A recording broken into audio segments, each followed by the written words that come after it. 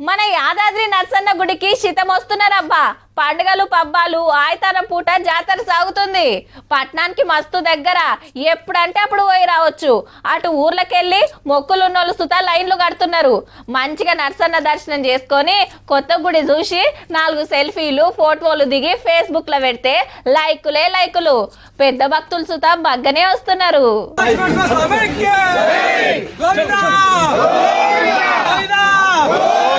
లీడర్లు కార్యకర్తలను ఎంటేసుకొని యాదగిరి గుట్ట చుట్టూ గిరి ప్రదక్షిణ చేసింది ఎమ్మెల్సీ కవితక్క. నరసింహస్వామి జన్మ నక్షత్రం స్వాతి నక్షత్రం కాబట్టి ఇయాల గిరి ప్రదక్షిణ చేస్తే అనుకునే జరుగుతాయని భక్తుల నమ్మిక. గందుకే మబ్బులనే గీ కార్యం పెట్టుకొని 2.5 కిలోమీటర్లు నడిచింది. అట్లనే మెట్ల మీద నడుచుకుంటా కొండెక్కిండ్రు. అయ్యవార్లు ఎదుర్కొని దగ్గరుండి దర్శనం చేపించిండ్రు. మా నాయననే కొత్త గుడిని కట్టించిండని అంతా యాద్ చేసింది. ఇక్కడ జరిగినటువంటి అభివృద్ధిని రాజకీయాలకు అతీతంగా నిర్మించాలని చెప్పి మేము కోరుతా ఉన్నాం. హౌ దేవుని కాడ రాజకీయాలు ఉండొద్దు, కానీ కొత్త గుడి ఓపెన్ చేసినాడు పార్టీ కార్యం లెక్కన జరిగిన ముచ్చట అక్కకు యాదిలేనట్టుంది.